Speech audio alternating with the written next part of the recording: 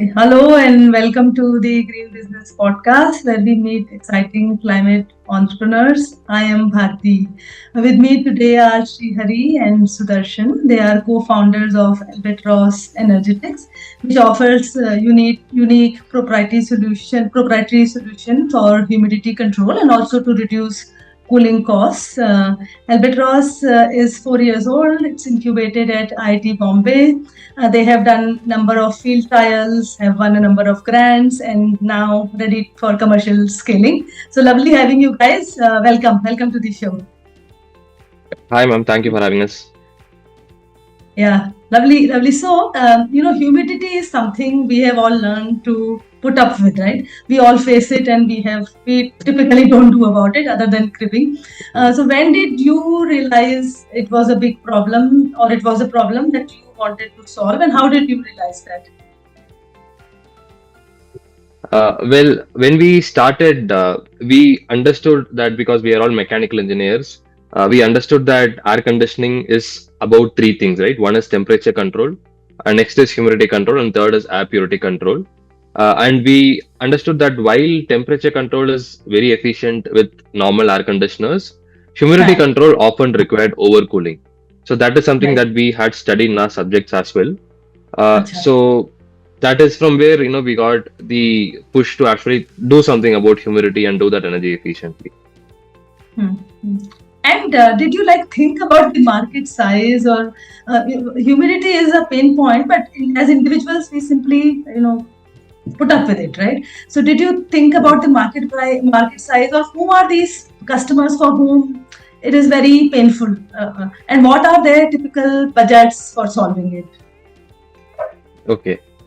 So when we think, when we initially started, we didn't think much about the market size and all of that because we were just like college Yeah. students, technically, minded. So what we knew was humidity was one of the biggest contributors to the high energy consumption of air conditioning, and if we can somehow solve that, then we'll make some of the most energy efficient air conditioners. So that was the Hmm. idea. Coming to the market size now, how we understand is now there are places where humidity control is very mission critical, like in Hmm. industries like pharmaceuticals, textile factories. If the humidity is not maintained in a particular limit, that will lead to production delays, quality losses. So there, humidity control is very mission critical.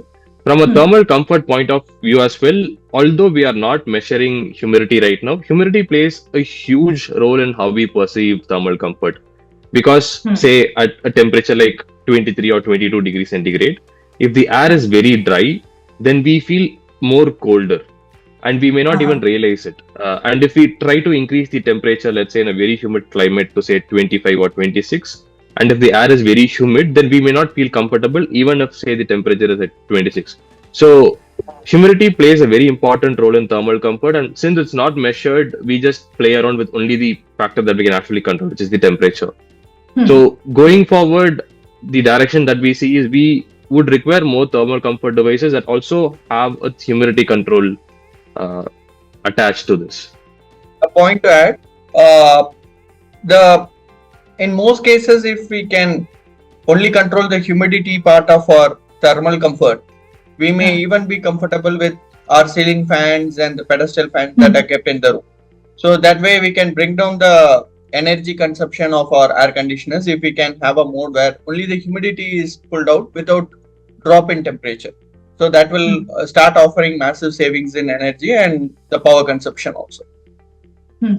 Okay. So the idea is that cooling, humidity control plays a very important role in cooling, and we will not need as much cooling if the humidity was under control, right? If humidity Correct. was Yes.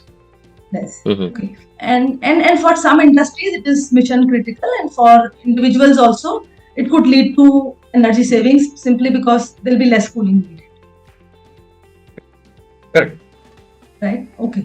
Okay. And how? So let's talk about Albatross now. What is your way of cooling? What is your unique technology? And maybe if you have the product, let's look at the product as well. Yeah, so at Albatross Energetics, we are building a new generation of air conditioning technology called the liquid desiccant based air conditioning technology. So Right.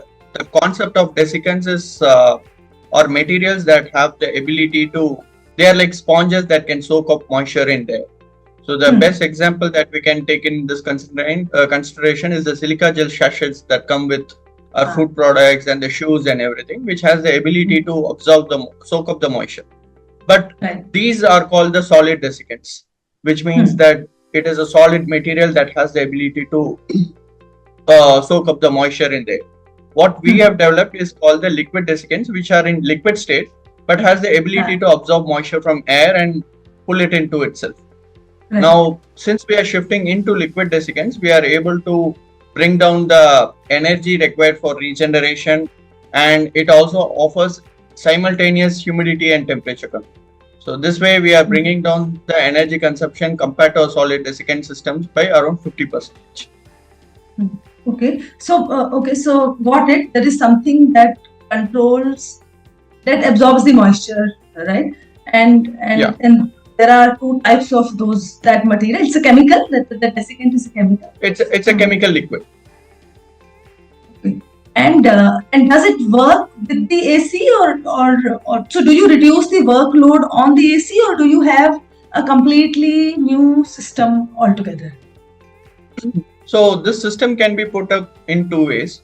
One is that we have the cooling generated from the conventional vapor compression system that runs the PCs, and that could be, I think we lost. Yeah, doesn't matter. Yeah, doesn't matter. Yeah, so we can use the cooling from it to cool the desiccants. So at the end of the day, the desiccants are not a standalone system. They will require a part of cooling and heating, which can be offered from a conventional vapor compression system. So it is more like it is integrated with the existing system. But since the desiccants come into play, the advantage that we can reap out is that we can bring down the compressor capacity and the compressor power consumption by up to 20%. So example, let's say there is a 100-ton chiller that is operating to maintain a particular temperature RH. If I bring in the liquid desiccants, we can bring down the chiller capacity by 20%. So the chiller can now start running at 80% capacity. So since the capacity is low, the power consumption will be low compared to the original case. And since the desiccants come in, these desiccants operate by the phenomena of absorption and not by condensation. The conventional vapor compression operates by this condensation, where moisture is condensed into liquid and then expelled out. Here we absorb it at a temperature higher than the condensation temperature. So thereby we can elevate the cooling coil temperature, which at the plant level we can increase the chilled water temperature, which also starts to offer us specific energy consumption, savings in specific energy consumption. So liquid desiccants, when integrated with bigger systems, has potential to bring down the power consumption, cooling capacity required by large holes, and it can help us in decarbonization. Okay, so both solid and liquid desiccants work the same way, like they are independent systems that have to be attached to the AC or compressor. And but liquid offers, what do liquid desiccant offer over and above solid, and are they equally popular in terms of technology? So I'll answer this question step by step. First is that be it liquid desiccant or solid desiccant, we'll need some source that will give us cooling and heating. So this can come from a vapor compression system, or I can put a cooling system and a heater, or a cooling system and a boiler. It could be anything, and this varies from industries to industry. So certain industries have a boiler where they generate steam at low pressure and have it for their plant operations, so they can use it. So the second question, how do they differ from solid to liquid desiccant, is that the solid desiccants usually use silica gel based desiccants. So these have regeneration. So to put it in a perspective, we have a fixed mass of solid desiccant, and it starts absorbing moisture. After some time, it becomes saturated with moisture that it can no longer absorb the moisture into it. So at that time, we will have to regenerate it. It is synonymous to how our batteries drain, and we'll have to charge it again for its next use. So it's very synonymous to. So we'll have to discharge this moisture from this desiccants so that it can be put uh, for use again. Now for right. solid desiccant, this temperature is around 120 degrees centigrade, which means that Ah, it's a high grade heat and you need either an electrical heater or ah, you need a steam to recharge the solid desiccants. Whereas right. in liquid desiccant, we are able to do it at around 60 degrees centigrade, which is 50% less in temperature. And 60-degree temperature you can easily achieve through waste heat in a lot of factories which have waste Hmm, heat being generated as a byproduct of some of their processes. Or you can hmm, use the solar to generate 60-degree heat, which is easy to happen. Or you can also put a heat pump which can offer 60-degree waste heat, condenser waste heat, because the outdoor units of our air conditioners operate at around 55 condenser temperature. ah, So there is a lot of potential to tap the waste heat that is okay. generated out as a byproduct of our cooling. The liquid desiccant is just evolving. Although the solid desiccant has been in industry for like past 2-3 decades, liquid Ah, desiccant is the new technology that is emerging into the market. hmm. And solid desiccant, is that very popular? Like if we were to look Yeah. at the industries, maybe can you talk about industries that use it, and is it easier to like when you go to the industry with the liquid vis-a-vis people who are already using solid, what kind of questions would they generally ask, or what will be their key parameters to evaluate a new technology? Yeah, the first and foremost question is that since it's a new technology, everyone has the apprehension like, why should I try it first? Like, has it Hmm. been tried out else? So, Ah, that is the first major challenge we see in the roadmap. Like, someone should be that initial uh, excited innovator who's willing to take the risk and try the product. So, hmm. that 2% is what we focus at this point in time. So then it is more like the word of mouth that convinces, because the compared to a solid desiccant, when we put a liquid desiccant based system, we Ah, save close to 50% in energy, wow. and the payback starts from day one. So Hmm. the longer the client runs the system, the shorter the payback, and they start saving from day one. So the value Hmm. proportion is high, and they can use waste heat or heat pump, which is already available in most industries, and it is easy to tap. Hmm. So although the values are easy, since it's a new technology, so getting the interest from the participants at the early stage is where Hmm. the challenge is. Also, just to add to And that, right yes. now in industries, there's a lot of dust that's being generated, right? And solid desiccant systems doesn't typically perform well when there are a lot of dust. Justice. So liquid desiccant are probably the only choice that can work well in a very dusty environment as well. Hmm. And will you be so when we'll see the product also in a while, but when you start going to customers, who would be your first set of customers? Do you think you'll go to industries that are already using solid desiccant, or will you go to real estate?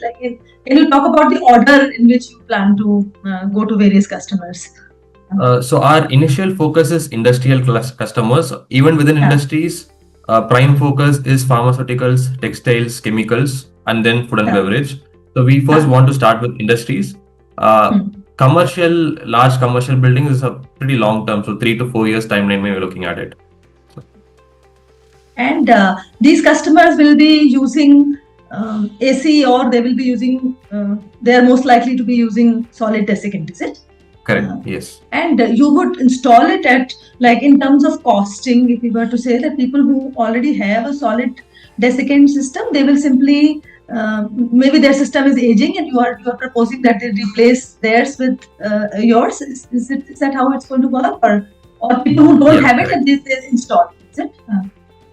So yeah, one is end of life replacement is one. So if their Yeah. AHU is almost like say 10, Hmm. 15 years old and they're looking at replacing, that is one. Second, can also look at retrofitting, because right now we are only focusing on the air handling unit, like the central AC part of Hmm. thing, which handles the air. We would not change the whole HVAC infrastructure in the industry. We will Hmm. still use the chiller that is there. We would still use the Right. heat pump or heater that is there and just replace the AHU.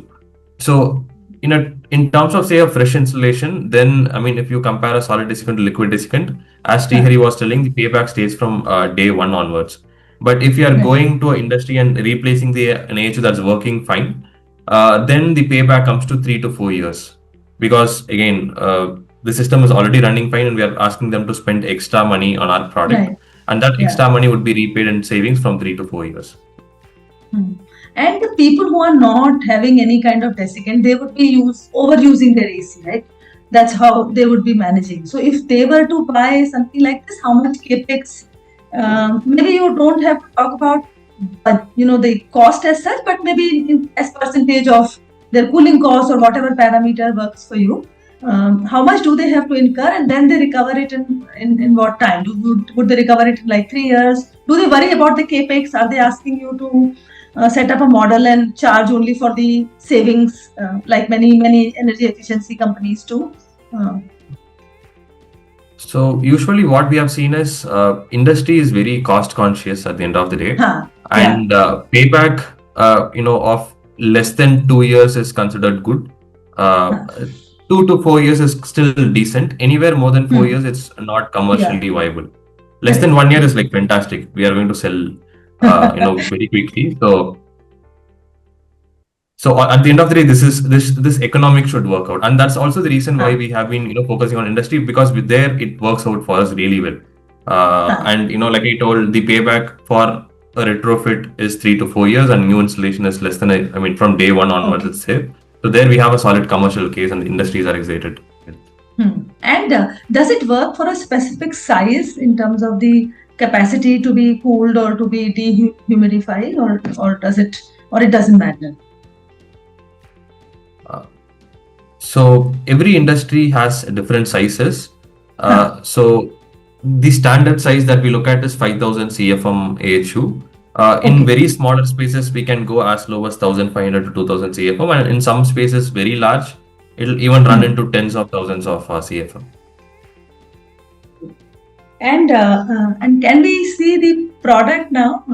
Yeah, sure. I'll just share my screen. Yeah.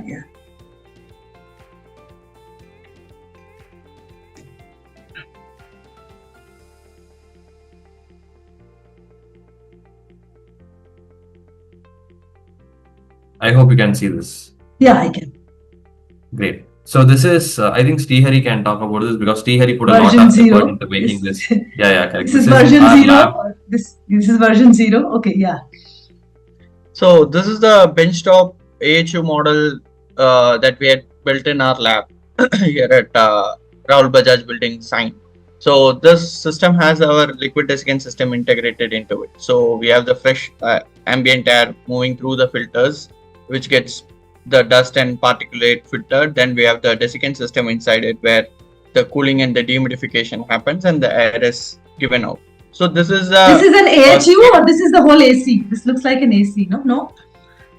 No, this is only the AHU. We have a chiller adjacent to it from where we are tapping in the cold water and hot water. So this is a very downsized model of how it would be implemented in industry. So taking the industry parameters into the picture, we had built it, having scope for maintenance, service, and how do we service. So we have given exclusive areas where people could access for replacement of filters and everything, fan sections and everything. So it was downsized and it was built in our office. It was pushed to limits to test like where are the difficulties happening and how should we run around the design and everything.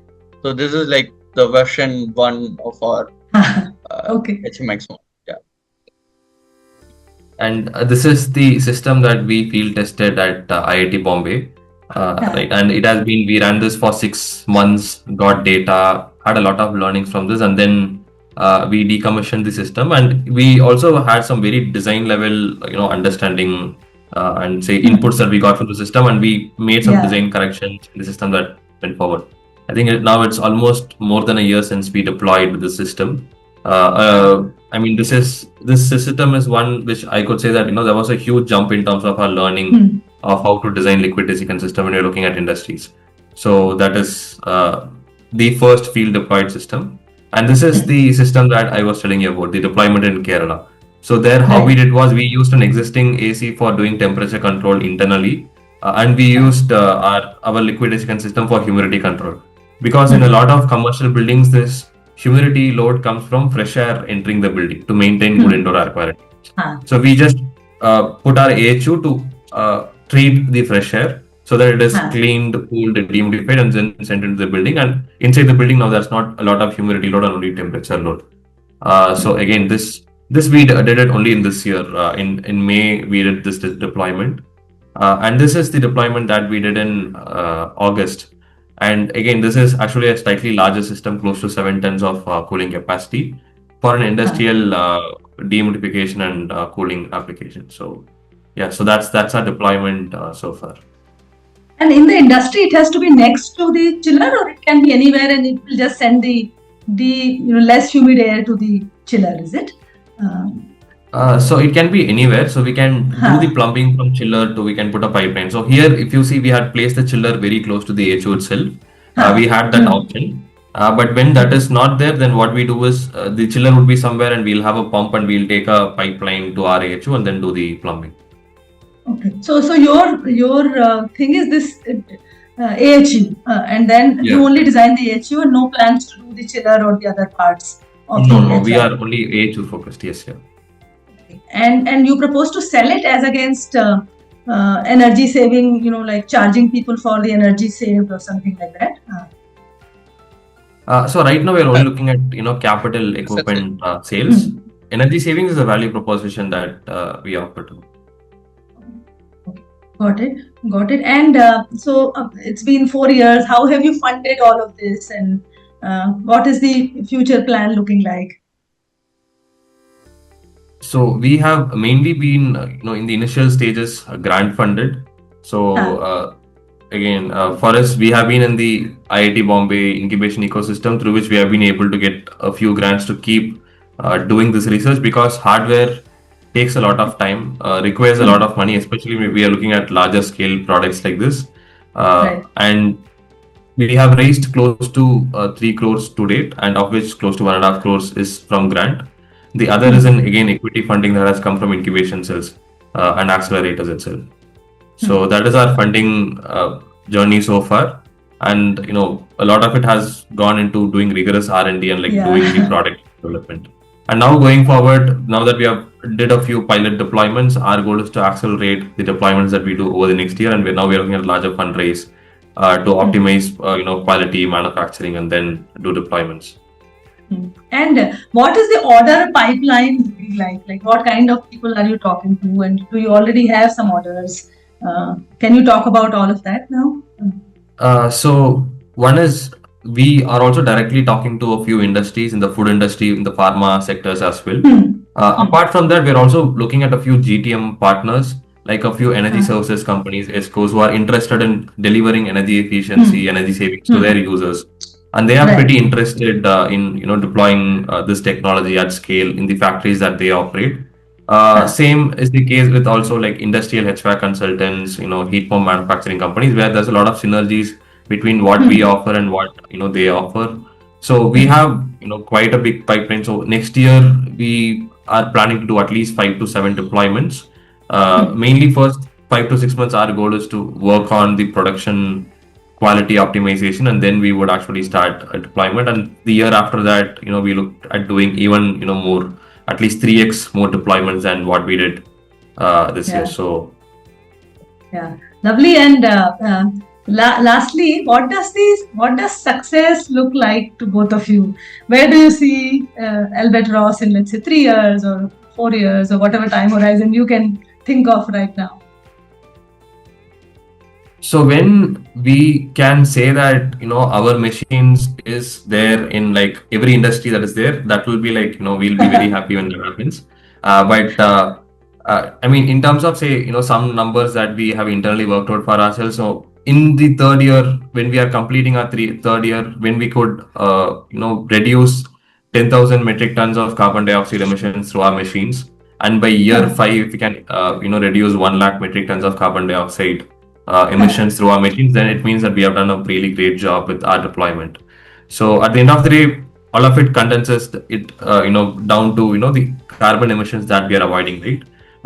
And that is what the goal is at the end of the day as well. How much emissions we are able to avoid, and also in the very very long term, like from industries, if we are able to successfully move into commercials, then that is again a big milestone for us. The moment we make air conditioning energy efficient and accessible to a larger base, that will be a great milestone for us.